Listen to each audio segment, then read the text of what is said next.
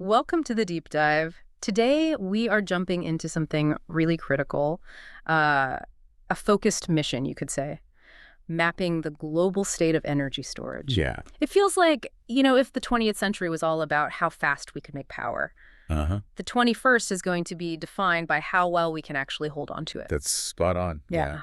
Our goal today is to really dive deep into the sources you've gathered, give everyone a quick but comprehensive roadmap of this whole landscape. Okay. We want to focus on the surprising innovations, the economic hurdles right now, and just the sheer scale of the main players. It's key to distinguish, too, between power, Right. how fast you can get the energy out, and capacity, which is how much energy you can actually store in total. Got it. Okay, so let's start with the basics. A definition.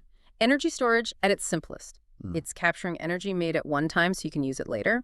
It's really just about smoothing things out, reducing that mismatch between when electricity is generated and when we, actually need it for our homes or factories. And we often just say battery or maybe accumulator, but the real challenge here is this massive conversion task. Conversion. Yeah, because energy exists in so many different forms, right? You've got radiation, chemical energy, gravitational potential, electrical potential, kinetic energy, even heat-like elevated temperature or latent heat. So many forms. Right. And storage fundamentally means taking whatever form we create, maybe it's a sudden burst of solar power that's hard to handle, and converting it into a form that's, well, easier to keep around, usually something mechanical or chemical. That makes sense. Historically, this wasn't such a big problem, was it? The old grid was pretty predictable. Exactly. In the 20th century, it was mostly fossil fuels. The system was simple, needed less power, burned less fuel. It followed the load almost perfectly. But that neat relationship just broke, didn't it? When solar and wind started getting big. Completely broke. Yeah. Driven by concerns about pollution, global warming, we pushed hard for renewables. And suddenly, the power source is totally disconnected from our demand patterns. Right. Solar power, obviously, only works when the sun's out. And even then, it can dip like crazy if a cloud passes over. And wind? Well, wind is just inherently variable, uncontrolled. And the real kicker is the timing, isn't it? The highest demand often hits after the sun goes down. Precisely. When everyone gets home, flicks on the lights, starts cooking, maybe plugs in their EV. Ah, okay. And that's where this duck curve idea comes in. That's exactly it. You see it especially in grids with a lot of solar. During the day, solar power floods the system, can even push prices down. Right. But then as the sun sets, that generation just plummets, right when demand is spiking upward. It creates a huge ramp-up problem for the grid operators. A massive one. They need enormous, almost instant ramp-up capability in that evening period.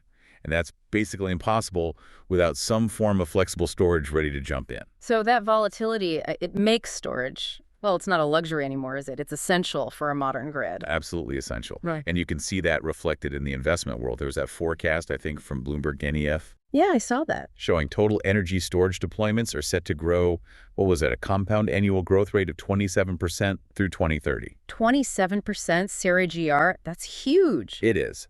That kind of growth tells you just how urgent this problem is globally. It's seen as almost existential for the grid's future. And it's not just about smoothing out those evening peaks, is it? We're talking bigger scales. Oh, much bigger. We need to think about storing enough energy to power cities through maybe several cloudy days, or even shifting energy across seasons, from summer to winter.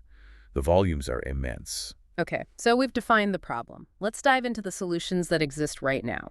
If we're looking for the single biggest contributor to bulk storage today, it's not batteries, is it? Not at all.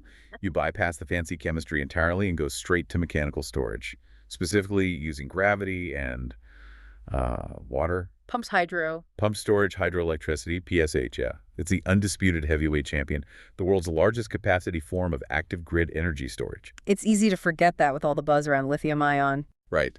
But the numbers are staggering. As of, I think, 2012 data, PFH accounted for over 99% of the world's bulk storage capacity. 99%. Yeah. That was around 127,000 megawatts back then. It's just immense. That really puts things in perspective. Almost all the large-scale storage we actually have is based on physics that, well, it's ancient, isn't it? Like water mills. Pretty much the same principle, yeah. So how efficient is this giant water battery? Well, in terms of scale and efficiency, PSH is kind of the gold standard we compare everything else to. Its recovery efficiency, the round trip, is typically between 70 and 80%. 70 to 80, okay. Yeah, and some modern plants even claim up to 87%. The process itself is beautifully simple. How does it work exactly? You use excess electricity, usually when it's cheap, like at night, to pump water from a low reservoir up to a higher one. Storing potential energy. Exactly. Gravitational potential energy. That water just sits up there until demand peaks.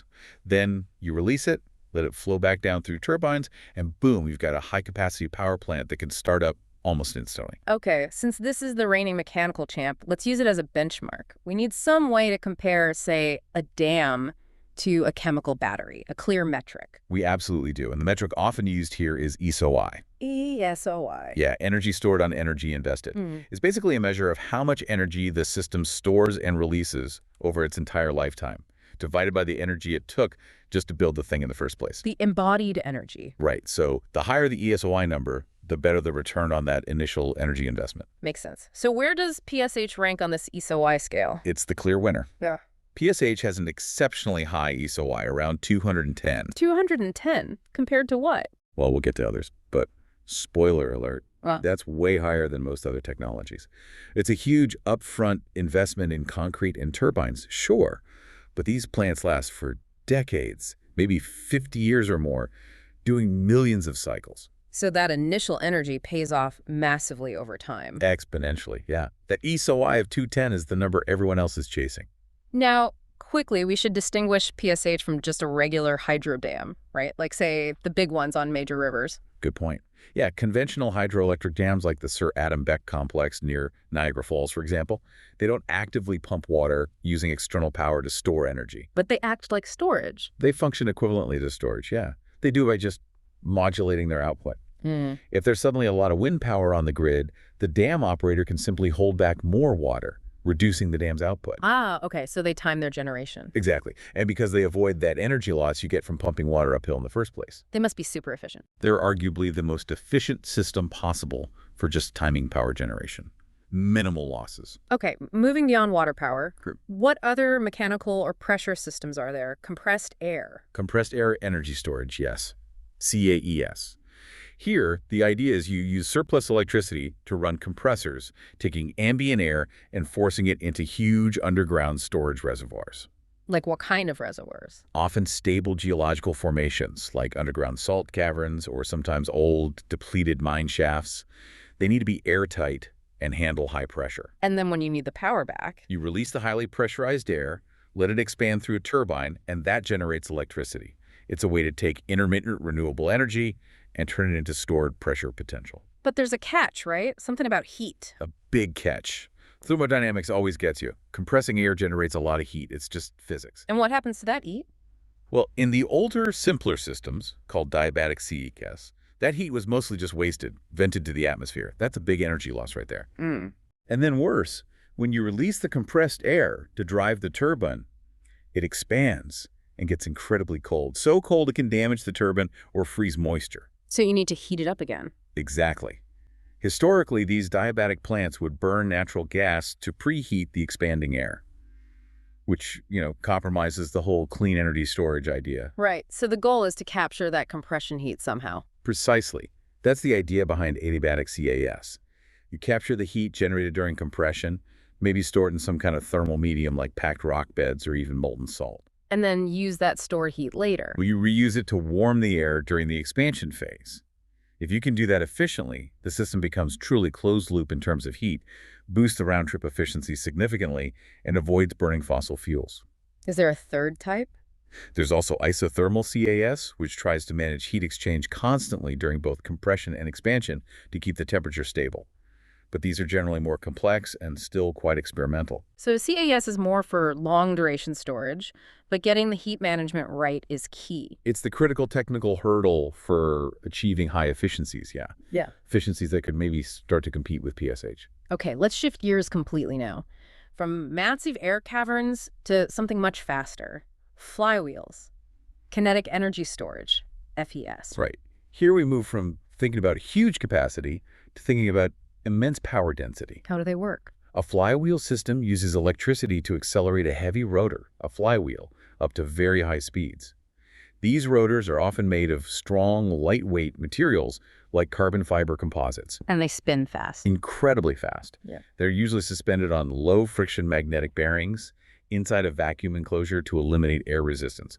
We're going speeds from, say, 20,000 up to maybe over 50,000 revolutions per minute. Wow. And the energy is just stored in the spinning motion. Purely as rotational kinetic energy, yeah. So here's the trade-off, right? They probably don't store a lot of energy compared to a dam. There's very little capacity, relatively speaking, yes. But they can react incredibly quickly. Unmatched reaction time. They have extremely high power density. You can charge them up or drain them completely in a matter of minutes, maybe even seconds. And how long do they last? Their cycle life is practically infinite for grid purposes. Sources quote lifetimes ranging from maybe 1 million up to even 10 million full charge-discharge cycles. They just don't wear out chemically like batteries do. So where do you use something like that? They're perfect for very short-duration grid services. Things like instantaneous frequency regulation, providing quick bursts of power to stabilize the grid frequency. Or that Formula One thing, KERS. Exactly.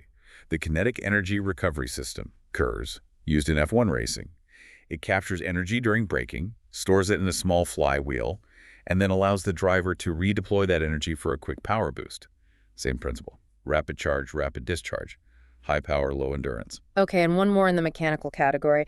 This one feels like a new twist on the oldest idea. Gravity storage, but with solid masses instead of water. Yeah, this is really gaining traction lately. It's like someone said, okay, PSH works great, but you need mountains and reservoirs. What if we just lift heavy things? It decouples storage from needing specific geography. Exactly. You store energy simply by changing the altitude of heavy, solid blocks. Concrete, rocks, whatever's dense and cheap. How are people actually doing this? We're seeing different approaches.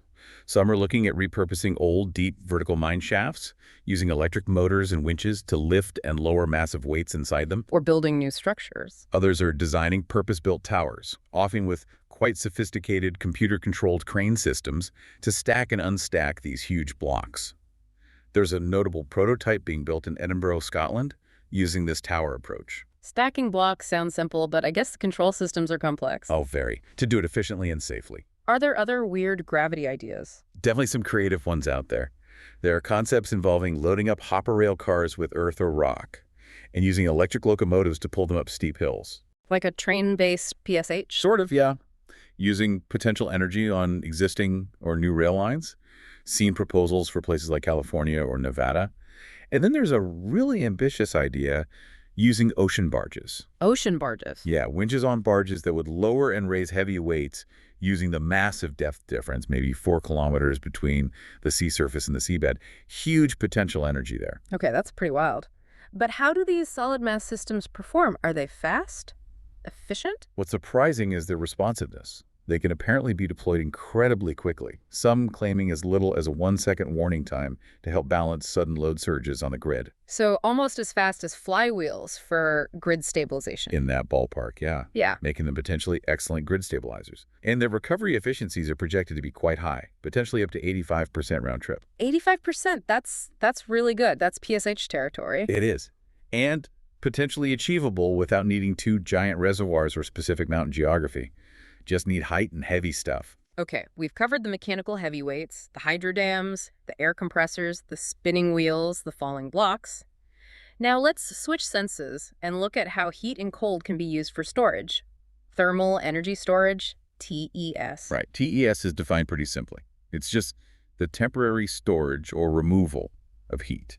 And it mainly breaks down into 2 big categories. Which are? Storing heat by changing a material's temperature, that's called sensible heat storage, and storing heat by changing its state, its phase, that's latent heat storage. Okay, let's start with sensible heat, just making something hot and keeping it hot. Basically, yeah. You're storing thermal energy by raising the temperature of a material without it changing phase.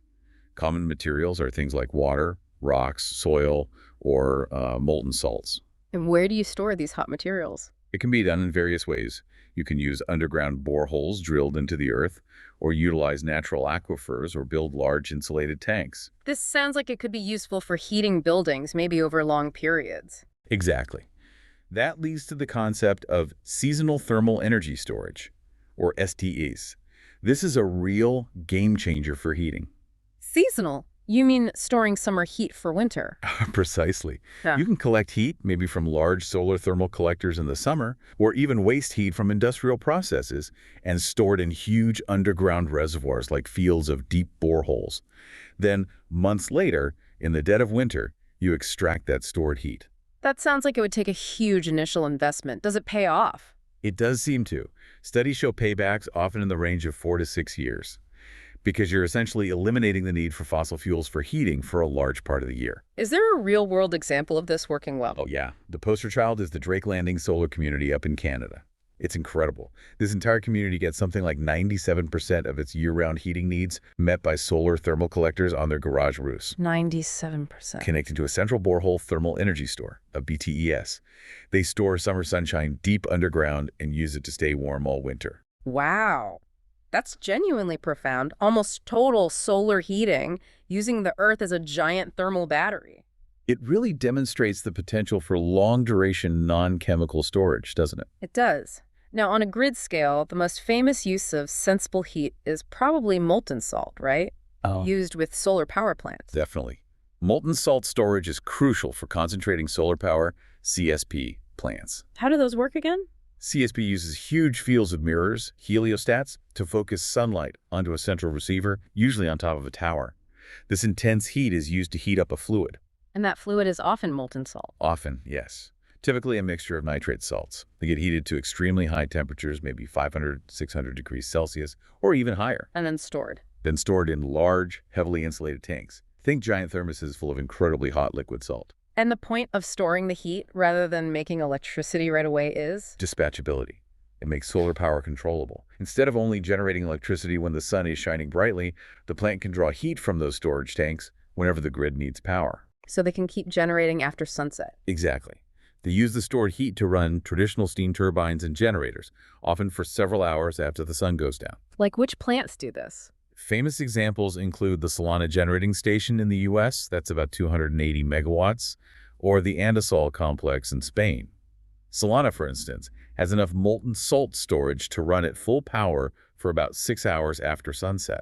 So that directly tackles that duck curve problem we talked about earlier. It makes solar a load-following asset in the evening. Precisely. It turns intermittent solar radiation into a predictable power source that can specifically help meet that evening peak demand. Okay, so that's sensible heat warming stuff up. What about the other kind, latent heat, where the energy is hidden in a phase change? Right, latent heat thermal energy storage, or LHTES. This relies on materials that absorb or release a lot of heat when they change phase, like melting from solid to liquid, or boiling from liquid to gas, or the reverse. Phase change materials, PCMs. Exactly. We look for PCMs with a high latent heat, meaning they soak up or give off a large amount of energy without changing temperature during the phase transition itself. Where do we see this used? Well, historically, steam accumulators were used in industry. They stored energy in the phase change of water to pressurize steam. But probably the most common modern application is actually in cooling. Cooling? How does that work? Ice storage systems for air conditioning. Commercial AC puts a huge strain on the grid during hot summer afternoons. That's often the absolute peak load. Right. So ice storage systems use cheaper electricity during off-peak hours, usually overnight, to run chillers that freeze large quantities of water into ice. Storing cold, essentially. Effectively, yes. Then, during the hot afternoon, when AC demand and electricity prices are high, they melt that stored ice, using the cold water to provide the building's cooling needs. That must save money, but does it help the grid too? Definitely helps the grid by shifting that massive cooling load away from peak hours. And it has an economic benefit for the building owner, too. How so? Because they're meeting a chunk of their peak cooling need with stored ice, they don't need as large a chiller system. For what's called a partial storage system, they might be able to install chillers that are 40 or even 50% smaller than they'd otherwise need. Reducing the upfront capital cost of the equipment. Exactly. Big savings on capital investment. And you can even integrate PCMs directly into building materials now. Like in the walls. Yeah, encapsulated in wall boards or ceiling panels. These act like passive thermal regulators, absorbing excess heat during the day by melting and releasing it at night by solidifying, helping to keep room temperatures more stable with less active HVAC use. Clever. Okay, let's wrap up thermal with some of the more advanced concepts. Cryogenic storage. Liquid air. Yeah, cryogenic energy storage, often called LAES, for liquid air energy storage. How does that one work? It uses electricity again, preferably cheap off-peak power, to run a liquefaction plant that cools air down so much, around minus 196 Celsius, that it turns into a liquid. Liquid air, like Right. liquid nitrogen. Very similar properties, yeah. This liquid air is then stored in insulated tanks as a cryogen. And to get the energy back. When power is needed, the liquid air is pumped to high pressure, warmed up, often using ambient air heat, or maybe stored heat from the liquefaction process itself, and it vaporizes and expands massively. This high-pressure gas then drives a turbine to generate electricity. Seems like managing the temperatures is key again, like with CAES. Absolutely. Capturing the cold energy released during liquefaction and reusing it during the vaporization step is critical for improving the round-trip efficiency. If you just vent the cold, you lose a lot. Are these being built? There are plans. A 50-megawatt plant was planned for the UK, another for northern Vermont, aiming for capacities in the range of 250 to 400 megawatt hours. Yeah. It's a technology that's getting serious attention for grid-scale storage. And finally, the ultimate theoretical thermal concept, the Carnot battery. Right. The Carnot battery is sort of an umbrella term for systems that store electricity as heat and then convert that heat back to electricity using a thermodynamic power cycle. How is the heat generated and stored? You can generate the heat very efficiently using methods like resistive heating or potentially even high-temperature heat pumps. Then you store that heat in well-insulated, low-cost materials like rock, concrete, or maybe molten salts or metals. And the conversion back to electricity. That uses established power generation cycles, like the Rankine cycle, which is basically a steam turbine cycle, or the Brayton cycle, the gas turbine cycle. You use this stored high-temperature heat to drive these turbines. What's really interesting about this is the potential for retrofitting old power plants, isn't it? That's a major driver. Instead of building brand new gas peaker plants, the idea is you could potentially retrofit old coal-fired power plants. Rip out the coal boiler, replace it with a large thermal storage system and electric heaters. But keep the existing steam turbines, generators, grid connection. Exactly. Leverage all that existing infrastructure. You turn a decommissioned fossil fuel asset into a massive zero-emission thermal storage facility. Is anyone actually building one of these at scale? The German Aerospace Center, DLR, is a leader here. They've been developing the technology and are involved in projects aiming to build the first large-scale Carnot battery systems. One project mentioned a target capacity of a staggering 1,000 megawatt hours. 1,000 megawatt hours. If they can achieve that scale reliably and cost-effectively, it could offer a pathway to repurpose thousands of aging coal plant sites around the world for clean energy storage. It's a very exciting prospect. Okay, we've wrestled with gravity, compressed air, spun flywheels, heated salts, and even liquefied air. Now, let's finally get to what most people probably think of first when they hear energy storage. The electrochemical battery. The rechargeable kind, BESS battery energy storage systems. Right. And the battery world itself is incredibly diverse. It's not just one thing. The landscape is really fragmented, driven by different needs, cost, lifespan, how much energy you can pack in, energy density, safety. Let's start with the old workhorse, lead acid. It's still around. Oh yeah, lead-acid batteries still actually hold the largest share of the global battery market by capacity, believe it or not. Why is that? Mostly cost. They're relatively cheap, the technology is mature, manufacturing is established everywhere, but they have downsides. Like what? Low energy density. They're heavy for the amount of energy they store, and their lifespan can be quite poor, especially if you discharge them too quickly or too deeply. They don't like stress. Then we moved on to nickel chemistries, right? Yeah. Nickel-cadmium NIDIA was popular for a while, but the cadmium is toxic, so it's been largely phased out in consumer stuff. Its successor, nickel metal hydride, NiMH, is still common. It uses a special alloy that absorbs hydrogen. Better energy density than lead acid, safer than iodine. But the real star of the modern show is lithium-ion. Absolutely. Li-ion is the dominant choice now for almost all consumer electronics, phones, laptops, and crucially for electric vehicles. Why did it take over? Its main advantage is energy density. It packs the most energy into the smallest, lightest package. Plus, it has a very slow self-discharge rate, meaning it holds its charge well when not in use. But Li-ion isn't perfect either, is it? There's that safety concern. Thermal runaway. That's the big one. Can you explain that again? It's a potential failure mode where, due to maybe an internal short circuit, overheating, or damage, a cell starts an uncontrollable, escalating chemical reaction that generates immense heat. Like a fire that feeds itself. Exactly. It can lead to venting, fire, even explosion. and it can propagate from cell to cell in a large battery pack. This requires really sophisticated battery management systems monitoring temperature, voltage, current plus cooling systems, and often complex fire suppression systems, especially for large grid-scale installations. Which adds cost and complexity. Significant cost and complexity, yes, which is why the hunt is always on for newer, safer, cheaper battery chemistries. What's on the horizon there? Well, one area getting a lot of attention is using more earth-abundant materials, trying to get away from reliance on lithium and cobalt, which have supply chain issues and cost volatility. Like what kind of materials? There's promising research into things like aluminum-sulfur batteries, using common elements like aluminum and sulfur, maybe with a simple, safe electrolyte like molten salt, basically, rock salt. And the goal there? The hope is to achieve energy density and performance somewhat comparable to Li-ion, but using materials that are inherently much cheaper and more widely available, potentially without the same thermal runaway risks. Still early days for grid scale, but very active research. Okay, now let's pivot slightly within batteries to flow batteries. These are different, right? They separate the power from the energy storage capacity. That's the key distinction, yes. Unlike a conventional battery like Li-ion, where everything, the energy storing material, the electrodes, is sealed inside one cell, a flow battery works differently. How so? Think of it like having two separate parts. There's the power stack, which is where the electrochemical reaction happens, usually across a membrane. This determines how fast you can charge or discharge the power rating. Okay, the engine. Right. And then there are external tanks that hold liquid electrolytes, usually two different solutions. The volume of these electrolyte solutions determines how much energy you can store the capacity. Ah. So if I need more storage time, more capacity, I just need bigger tanks, not a bigger, more complex power stack. Exactly.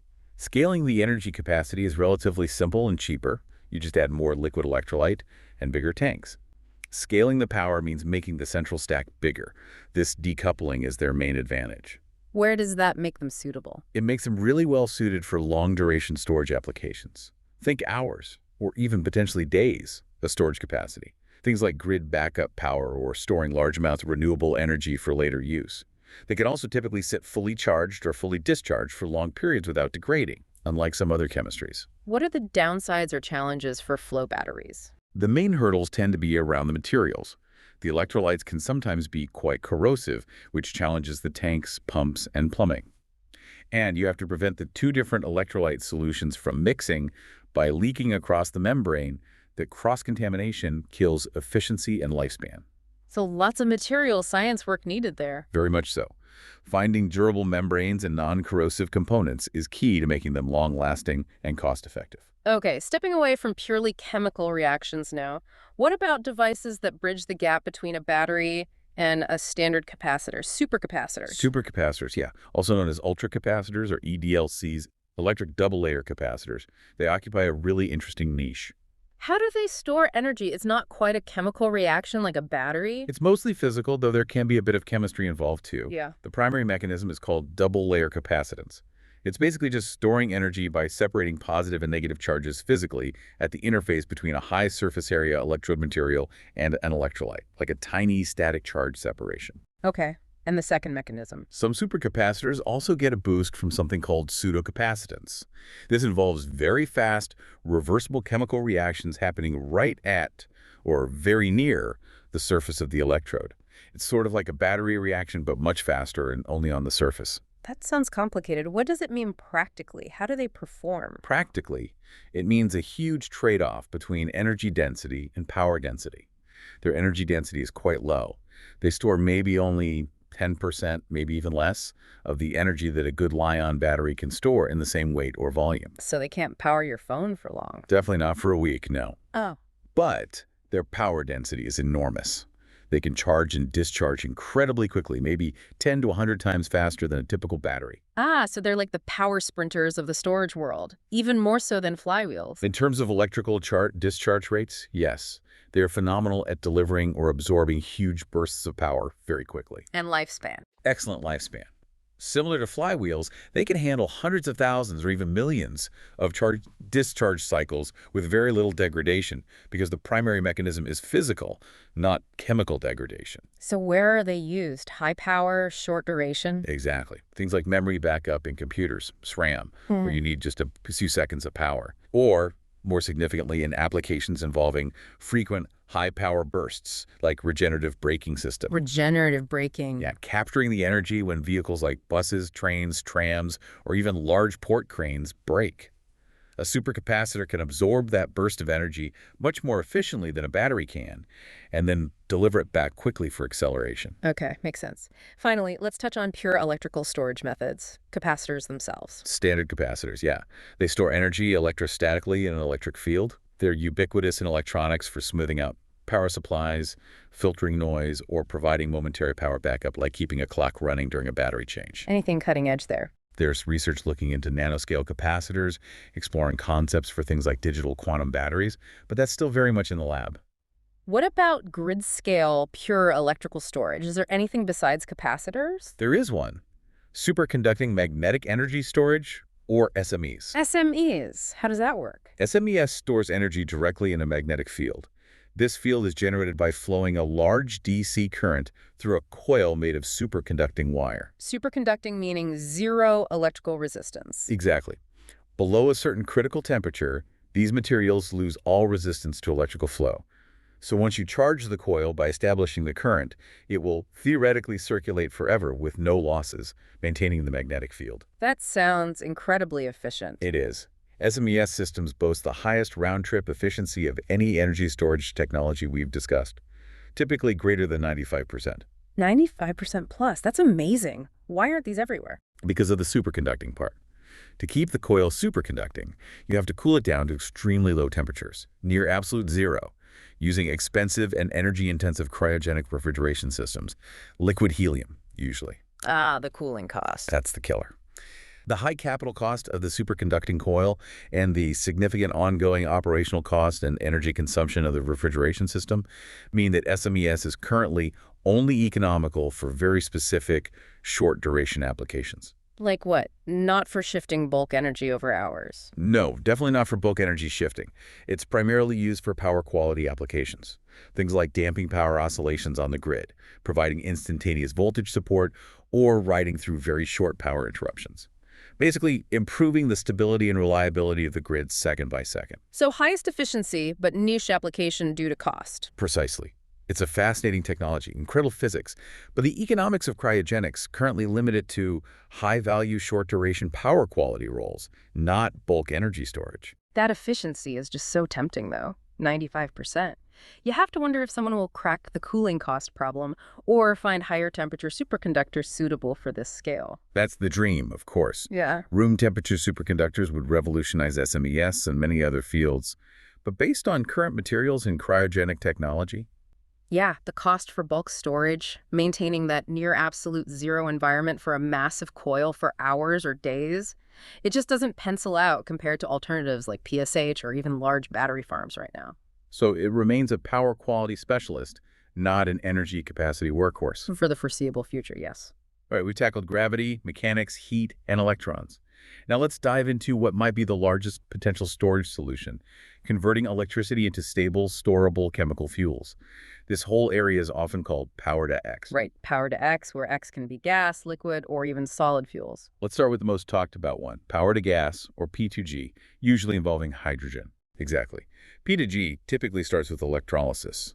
You take surplus electricity, maybe from that huge midday solar peak when prices are low or even negative, and use it to power electrolyzers that split water, H2O, into hydrogen gas, H2, and oxygen, O2. Okay, so you've made hydrogen using clean electricity. What do you do with it? That hydrogen gas itself is an energy carrier. You can do a few things. You could potentially inject a certain percentage of it directly into existing natural gas pipelines, blending it with methane. Is that safe or practical? There are limits to how much hydrogen the existing infrastructure can handle due to material compatibility issues and differences in energy content. But blending is being explored. Alternatively, you can use the pure hydrogen in dedicated applications, like fuel cells for transportation buses, trucks, maybe trains. Hydrogen seems like the perfect clean fuel burns to produce just water, but it has challenges, right? Storage, efficiency. Big challenges. Hydrogen is notoriously difficult to store and transport efficiently. It's a very small molecule, prone to leaking, and it has low energy density by volume unless you compress it to extremely high pressures or liquefy it, which requires cryogenic temperatures. And those processes take energy. A lot of energy. So you lose energy during the initial electrolysis step itself. That's not 100% efficient. Then you lose more energy liquefying or compressing the hydrogen. And finally, when you want the energy back, converting the hydrogen back into electricity, say using a fuel cell or burning it in a turbine, involves further efficiency losses. So the overall round-trip efficiency, it's not great compared to, say, PSH. No, it's significantly lower. Maybe in the range of 30–50% round trip, depending on the specific pathway and how far you transport it. Much lower than PCH's 70–80% or SMES's 95%. But the scale of storage could be huge, right? If you have the right place to put the gas. That's the potential advantage. If you have suitable geological formations like those salt caverns we mentioned for CS, you can store truly enormous quantities of hydrogen gas underground. Has this been done? Storing pure hydrogen underground? Yes, it has been done successfully on an industrial scale for decades, for instance, by chemical companies like ICI in the UK. They stored large volumes of hydrogen in salt caverns as part of their chemical processes. So the storage technology itself is proven? The physical containment in caverns is mature, yes. There was a European project, Hunder, that looked into this for grid balancing. They estimated that storing the amount of wind and solar energy needed for a robust European grid might require something like 85 large underground caverns dedicated to hydrogen storage. 85 caverns. That gives a sense of the scale needed. Absolutely. The potential capacity is vast, if you have the geology. Since pure hydrogen is tricky, what about converting it into something easier to handle, like methane? That's the next step in many power-to-gas concepts, creating synthetic natural gas, or SNG, basically making methane, CH4. Why methane? Because our entire energy infrastructure, pipelines, storage tanks, power plants, home appliances, is already built to handle methane, which is the main component of natural gas. Yeah. It's much easier to integrate SNG than pure hydrogen. How do you make methane from hydrogen? You take the hydrogen produced via electrolysis and react it with carbon dioxide, CO2, in a process called the Sabatier reaction, or methanation. This reaction produces methane, CH4, and water, H2O. Where does the CO2 come from? Does that make it non-clean? Ideally, the CO2 comes from a captured source. For example, you could capture CO2 from the flue gas when the synthetic methane is eventually burned in a power plant, or capture it from industrial processes, or even directly from the air, though that's currently very energy intensive. So it could be a closed loop. That's the goal. If the CO2 is captured and recycled back into the methanation process, then the whole cycle, electrolysis to hydrogen, methanation to SNG, combustion of SNG releasing CO2, capture of CO2, becomes theoretically carbon neutral. You're essentially using methane as a convenient carrier for the renewable hydrogen energy. Okay, moving beyond gases. There are some really innovative, high-density chemical storage ideas emerging. Let's talk about power paste. Sounds like something from science fiction. It does sound a bit sci-fi, doesn't it? Power paste is a specific material developed, I believe, by the Fraunhofer Institute in Germany. It's described as a fluid gel based on magnesium hydride. Magnesium hydride. And it stores hydrogen. Yes, it stores hydrogen chemically in a stable, paste-like form. The key is that when you add water to this paste, it reacts and releases the hydrogen gas on demand. So instant hydrogen fuel, just add water? Pretty much. Yeah. And importantly, the paste itself is relatively safe and easy to handle and transport, much easier than compressed or liquefied hydrogen.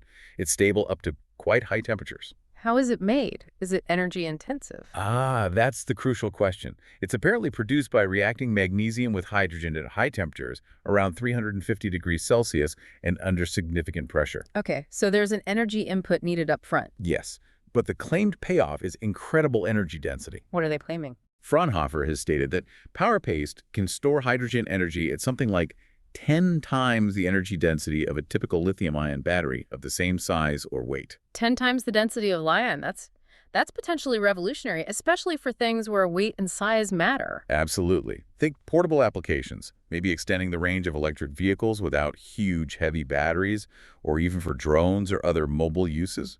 But we need to consider the whole life cycle, right? The energy needed to make the paste in the first place. We absolutely must. That high production temperature and pressure mean there's a significant amount of embodied energy in making the power paste. You need to look at the full round-trip efficiency and the overall energy balance, including manufacturing, to see if it truly makes sense compared to other options. But the density claim itself is certainly attention-grabbing.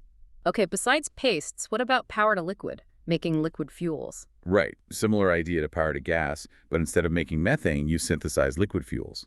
Common targets are methanol, CH3OH, or ammonia, NH3. Why liquids? Liquids are generally even easier to handle, store, and transport than gases. We have a massive global infrastructure for liquid fuels.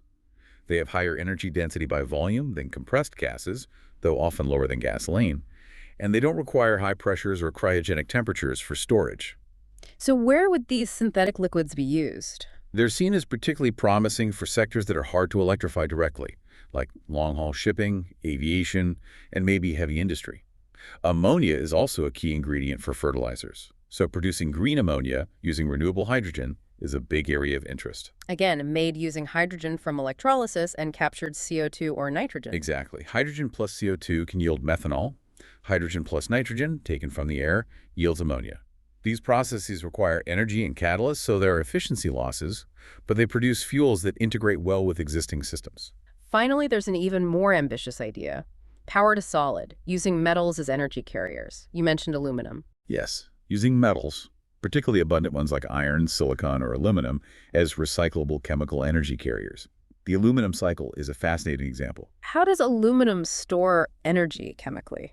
Aluminum has a very high electrochemical equivalent, basically. It packs a lot of energy potential per unit of mass. It's about 4 times higher than lithium in that regard. 4 times lithium. Okay. The proposed cycle works like this. You react powdered aluminum metal with water. This reaction is highly exothermic, releases heat, and generates hydrogen gas, which can then be used in a fuel cell or engine. And what's left over? The byproduct is aluminum oxide, Al2O3, essentially, a form of aluminum rust or alumina. So the aluminum gets consumed. How is that storage or recycling? Here's the clever part. That aluminum oxide byproduct isn't waste. It can be collected and recycled back into pure aluminum metal using the standard industrial method, the Hall-Héroult process. The process used to make aluminum from bauxite ore in the first place. Exactly. Now, the Hall-Héroult process is notoriously energy-intensive. It requires huge amounts of electricity. But if you power that recycling process exclusively with surplus renewable energy solar, wind, then the entire aluminum cycle becomes theoretically closed and renewable. So you use renewable electricity to turn aluminum oxide back into high-energy aluminum metal. Then you transport the metal, react it with water to get hydrogen and heat when needed, collect the oxide, and send it back to be recycled using more renewables. Precisely. The aluminum metal acts as a dense, stable, easily transportable carrier for stored renewable energy. It's like a solid battery that you recharge using renewable electricity via the smelter. That's a really elegant concept. High energy density, potentially fully renewable cycle. What are the catches? Efficiency of the recycling step. Efficiency and cost of the Hall-Héroult step are definitely the main challenges. It takes a lot of energy to reduce alumina back to aluminum. But the potential to use existing aluminum production infrastructure, coupled with renewables, makes it a very interesting long-term prospect for large-scale, potentially even seasonal, energy storage and transport. #SHAD6 applications, economics, and future research. Wow. Okay, we have built up quite the catalog here. Everything from giant dams and spinning flywheels to molten salts, liquid air, fancy batteries, hydrogen pastes, and even recyclable aluminum. Now let's bring it back down to earth. Where are these things actually being used? And crucially, what do the economics look like? Right, the application landscape is as varied as the technologies themselves. Let's start small, at the distributed level, like in homes. Home batteries for solar panels. Exactly. If you have rooftop solar, photovoltaics, PV, adding storage is really key if you want to achieve high levels of energy self-sufficiency, say getting beyond maybe 40% of your needs directly from your own solar. And what type of battery is typically used there? Still lead acid? Less so now. While lead acid used to be common for off-grid systems due to cost, for grid-tied homes adding storage, lithium-ion is now generally preferred. Even though it's more expensive up front? Yeah, the costs have come down. And Li-ion offers much better performance in a typical home setting, higher energy density, so it takes up less space, longer cycle life, and better tolerance for the daily charge-discharge cycles needed with solar. The overall lifetime value often works out better than lead acid now. And the famous consumer example is? The Tesla Powerwall is probably the most well-known. A typical unit might offer around 7 kilowatt-hours of usable capacity for daily cycling, enough to power essential loads through the evening peak using stored solar energy. But let's keep perspective. We talked about thermal storage earlier. Is that relevant for homes too? Absolutely, and often much cheaper. A standard electric water heater, say a 52-gallon one, can act as a thermal battery. It can store roughly 12 kilowatt hours of energy as hot water. 12 kilowatt hours, that's more than a Powerwall. Yeah. And you can easily control it to heat the water using cheap off-peak electricity or excess solar power, and then use that hot water later. It's a form of load shifting and energy storage that's dramatically cheaper per kilowatt stored than a chemical battery. Simple, effective thermal storage. Okay, scaling up to the grid level, what are the big applications there? Batteries, particularly lithium, due to their fast response, are increasingly used for grid services like frequency regulation. What's that exactly? It's about making tiny, rapid adjustments to power injection or withdrawal, second by second, to keep the grid's electrical frequency perfectly stable at 50 or 60 hertz. Batteries are great at that. They're also used for load leveling or peak shaving charging during low-demand periods and discharging during high-demand peaks. And what about using electric cars for storage? Vehicle to grid. Vehicle to grid, V2G, yes. That's a really exciting concept that's starting to see real-world trials. The idea is that the millions of electric vehicles, which already have large batteries, can act as a huge distributed energy storage network when they're plugged in.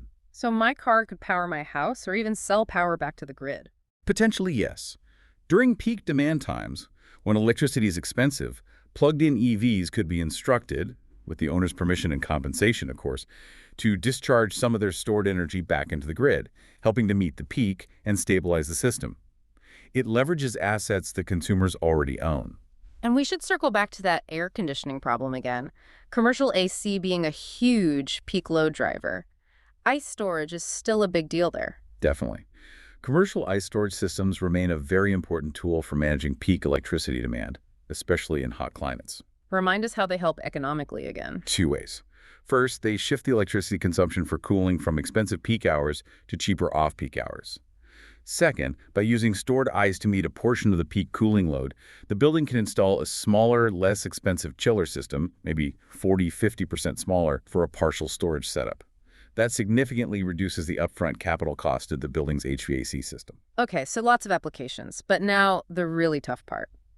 The economics. You mentioned it's complex. Extremely complex. Evaluating the profitability of an energy storage project isn't as simple as just looking at the upfront cost and the price difference between peak and off-peak electricity. There are major interwoven risks involved. Like what? Well, first, there are techno-economic risks. Will the specific storage technology perform as expected over its lifetime? Will it degrade faster than predicted? Will a newer, cheaper technology make it obsolete quickly? Okay, technology risk. Second, market risks. The profitability of storage often depends on the volatility of electricity prices, the difference between peak and off-peak. If the grid gets smarter, or more generations smooths out prices, the arbitrage opportunity for storage might shrink. Predicting future electricity markets is hard. Makes sense. And the third risk? Regulation and policy risks. Storage projects often rely on specific market rules, subsidies, or incentives. If those government policies or regulations change, the entire economic viability of a project can disappear overnight. So just doing a standard financial calculation like net present value, NPV, might not capture all this uncertainty. Yes, exactly. Traditional NPV analysis typically assumes relatively predictable future cash flows. That just doesn't hold true in the rapidly evolving energy stream market with all these uncertainties. So what's a better way to evaluate these projects? The academic literature and sophisticated investors increasingly recommend using approaches like real option analysis, or ROA. Real option analysis. Yeah. It treats the investment in storage and the ability to dispatch that stored energy not as a fixed plan, but as possessing a real option, like a financial option. It values the flexibility the storage provides, the ability to adapt operations, or even defer further investment based on how market conditions actually unfold. It's much better suited to handling the high levels of uncertainty. Okay, that makes sense. Now let's bring back that ESOI metric, energy stored on energy invested. We need to put these different technologies in context. PSH was the king. Right. PSH stands out with that incredibly high ESOI of around 210. Massive energy return over its lifetime compared to the energy needed to build it. How do batteries compare on that metric? Much, much lower. Lithium-ion batteries are estimated to have an ESOI somewhere around 10. Only 10 compared to 210. Yeah, and older lead-acid batteries are even lower, maybe down around 2. Wow, so energetically, PSH is just vastly superior in terms of payback on the energy invested to create it? Vastly superior, yes. Which brings us squarely to the major cost reality check for the future grid. Which is? PSH is great, but it's geographically constrained. You need specific terrain elevation differences, water availability, places to build reservoirs. You can't build PSH everywhere. Okay, so what happens when we need massive amounts of storage in places where PSH isn't feasible, especially if we rely heavily on variable renewables like wind and solar? That's where the models get scary. Studies looking at scenarios with very high shares of variable renewable energy, VRE, like some models, for California aiming for 80% VRE, consistently run into the same problem. The absolutely dominant cost becomes the storage needed to ensure reliability. When you calculate how much storage capacity you need to ride through periods of low wind and low sun, sometimes called Dunkelflaut in German dark doldrums, especially for multi-day or even seasonal backup. The amount of storage needed explodes. It explodes. Yeah. And if you assume you're primarily using current generation batteries like Li-ion for that long-duration storage, the total cost becomes astronomical. How astronomical. One prominent study estimated that supplying 80% of total U.S. electricity demand from VRE, backed up primarily by battery storage, could cost something in the ballpark of $2.5 trillion. $2.5 trillion just for the storage component. Primarily for the storage component, yes. That figure really underscores the challenge. It suggests that simply relying on incremental cost reductions or energy density improvements in current Li-ion technology probably isn't enough to solve the long-duration storage problem affordably at the scale required for a deeply decarbonized grid. Is that $2.5 trillion based on today's battery prices? Or does it project future costs? And does it account for alternatives like flow batteries or gravity? Those kinds of estimates usually incorporate projected cost declines for technologies like Li-ion, but the sheer volume of storage required for multi-day backup is the fundamental driver of that huge cost. The models often highlight that even with optimistic cost projections, relying solely on electrochemical batteries for that long-duration role remains prohibitively expensive. It really strengthens the case for needing breakthroughs in lower-cost, longer-duration technologies, the mechanical, thermal, or chemical pathways we've discussed. That cost pressure certainly explains why governments and research institutions are pouring money into R&D. Absolutely. It's a global race to find better, cheaper, longer-lasting storage solutions. How are different countries approaching this? Germany. Germany has been quite proactive. They allocated significant funding, around $200 million, cited in some sources, specifically for energy storage research. They also implemented programs to subsidize the deployment of residential battery storage, trying to stimulate both the market and the R&D. What are they focusing on technologically? There's been a strong focus on improving manufacturing processes and materials, particularly for large-format lithium-ion cells, involving collaborations between research institutes like ZSW and industrial partners like Siemens. What about the United States? In the U.S., there's been a significant emphasis on creating validation and commercialization infrastructure, setting up dedicated test centers. Test centers. Why are those important? Because new storage technologies need rigorous, independent testing and certification before utilities or investors will trust them enough to deploy them at scale. Think about a new flow battery chemistry. It might claim a 20-year lifespan, but a utility needs independent verification of performance, safety, and degradation over thousands of cycles. Places like Examples include the Advanced Systems Test Laboratory associated with the University of Wisconsin and the NY Best Test and Commercialization Center in New York that was noted as a $23 million facility, specifically designed to help bridge the gap between lab prototypes and bankable commercial products. And the UK. The UK established the Supergen Energy Storage Hub. This is more of a coordinated national effort, bringing together multiple funding agencies, industry partners, and researchers from about 7 different universities. To pool resources. Exactly. To coordinate research, share findings, and avoid duplication of effort, aiming to accelerate the development and deployment of a wide range of storage technologies relevant to the UK's energy system needs. So, if we distill everything we've covered today, the big picture is crystal clear.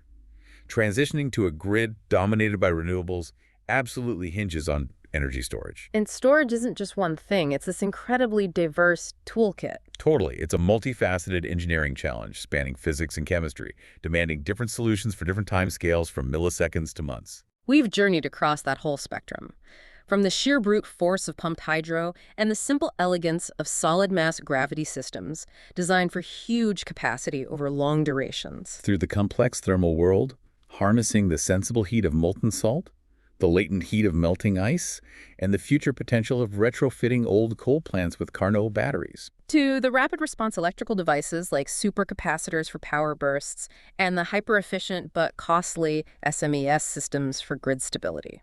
And finally, peering into the future of chemical energy carriers, converting renewable electricity into hydrogen, synthetic methane, maybe even those high-density options like power paste or that fascinating recyclable aluminum fuel cycle. But the stark takeaway, the thing that really sticks with me, is that pumped hydro, the oldest, simplest method, still accounts for nearly all our bulk storage capacity, 99%. And it has that unbeatable ESOI, that energy payback of 210. Right. Yet we can't build it everywhere because of geography. And the alternative, trying to replicate its long-duration function with today's batteries, seems potentially cripplingly expensive on a global scale, trillions of dollars. That really frames the dilemma, doesn't it? And it leads us directly to our final provocative question for you, the listener. Okay, let's hear it. Given that PSH expansion is limited by terrain and battery costs, especially for long durations, threaten to dominate the cost of a high VRE grid, where does the future of affordable, long-duration energy storage truly lie? Will it be in cracking those sophisticated chemical recycling loops, like making the aluminum cycle truly cost-effective or scaling up power to gas efficiently? Or will we find the answer by scaling up those deceptively simple, almost low-tech physics solutions, like finding clever ways to lift and drop massive amounts of solid weights using gravity, but doing it anywhere, cheaply? So chemistry versus physics, almost. What single approach, maybe something still under development today, do you think has the best shot at becoming the dominant force for balancing the grid affordably over the next century?